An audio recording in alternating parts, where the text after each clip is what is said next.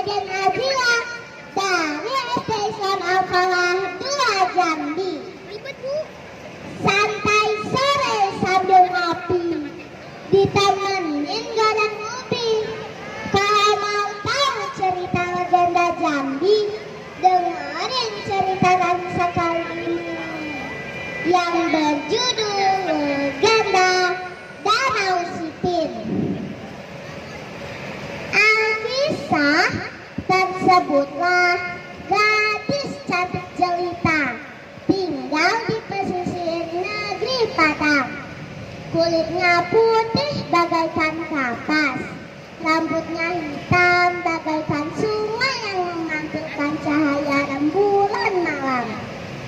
Senyumannya memikat jiwa. Gadis itu Ci Upi namanya. Ci Upi tinggal bersama seorang nenek. Ia hidup dalam kemiskinan, tetapi ia tidak pernah mengeluh dan selalu bersyukur kepada Yang Maha Kuasa. Selain cantik, Ci Upi juga baik hati dan suka menolong. Suatu hari Ci Upi kedatangan tamu, kakek-kakek yang sangat tua. Ia pun segera menolongnya. Terima kasih nak, engkau telah menolongku. Pada kita tidak saling mengenal. Tidak apa-apa kek, saya senang bisa membantu kakek. Apa gerangan yang membuat kakek hingga sampai ke sini? Aku tersesat nak, aku tidak tahu jalan menuju rumahku. Apa yang bisa saya lakukan untuk membantumu, kek? Keberatan, bolehkah kakek meminta sebungkus nasi untuk bekal perjalanan kakek? Baiklah, kek. Apa yang hendak kakek lakukan sekarang? Kakek akan menyusuri pantai ini. Ambillah ini. Kakek memberimu dengan tulus. Apa ini, kek? Ci Upi pun membuka bungkusan tersebut. Ternyata bungkusan itu berisi biji-bijian. Belum sempat Ci Upi mengucapkan terima kasih, sang kakek pun telah menghilang begitu saja. Ci Upi bersama neneknya pergi ke hutan mencari kayu bakar untuk dijual dan digunakan kebutuhan memasak sehari-hari. Tanpa disadari oleh Ci Upi, ada seorang pangeran yang memperhatikan mereka. Pangeran bersembunyi di balik pohon besar agar tidak ketahuan Ci Upi. Pangeran terpesona melihat kecantikan Ci Upi sampai lupa bahwa ia sedang berburu. Hari mulai petang. Ci Upi dan neneknya segera pulang ke rumah membawa kayu bakar yang dicarinya. Pangeran hendak mengikuti mereka, hanya ingin tahu tempat tinggal Ci Upi. Malam harinya pangeran tidak bisa tidur nyenyak. Wajah gadis ia temui selalu terbayang. Bulu balon, kemarilah. Ampun pangeran, apa gerangan yang membuat pangeran memanggil hamba? Apakah kau tahu wanita yang menghuni rumah di pesisir pantai sana? Setahu hamba, ia adalah seorang nenek-nenek penjual kayu bakar. Pangeran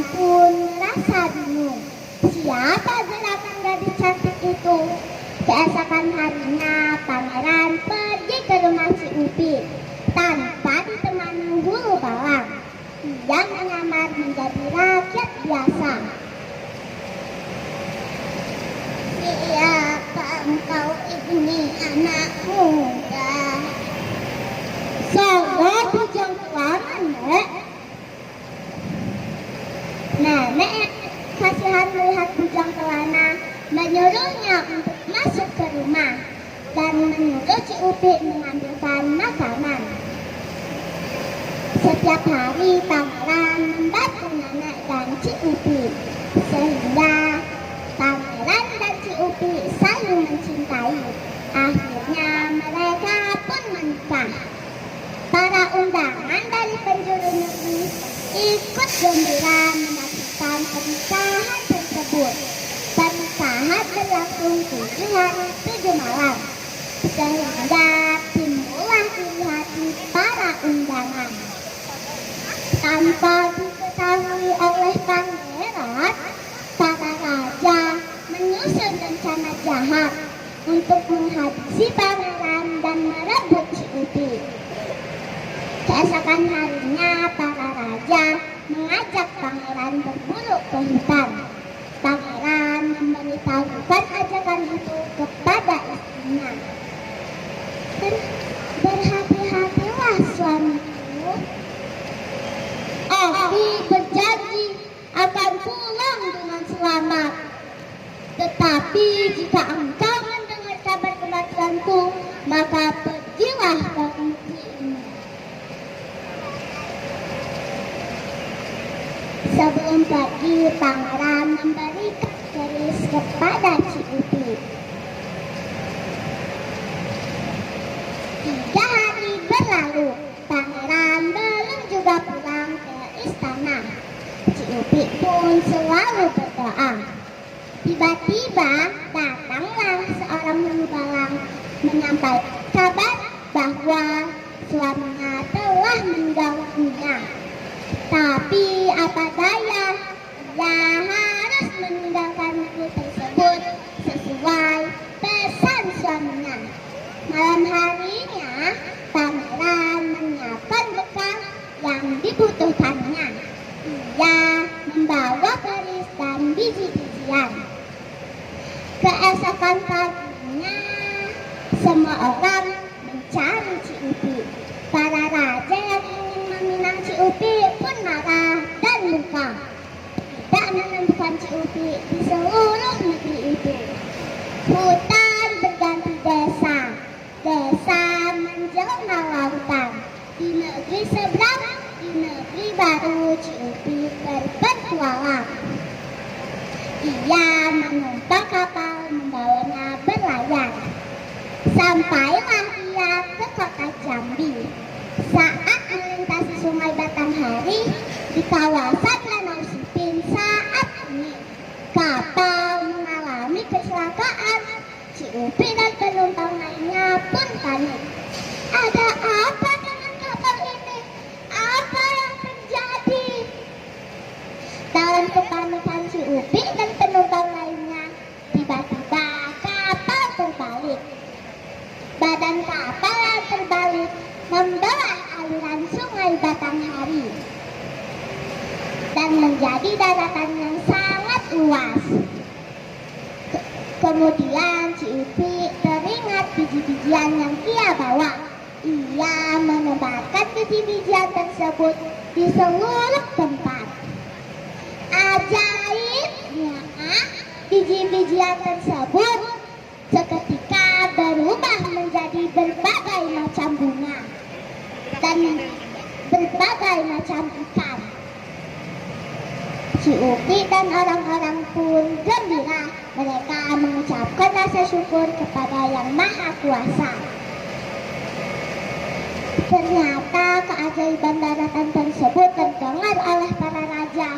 Mereka menyusun rencana jahat untuk menyerang tempat tinggal si Upi. Si Upi mengetahui rencana para raja tersebut. Betapa ia di tepi sungai Batanghari, dalam tapanya ia bertemu seorang kakek. Tajakan terus pusaka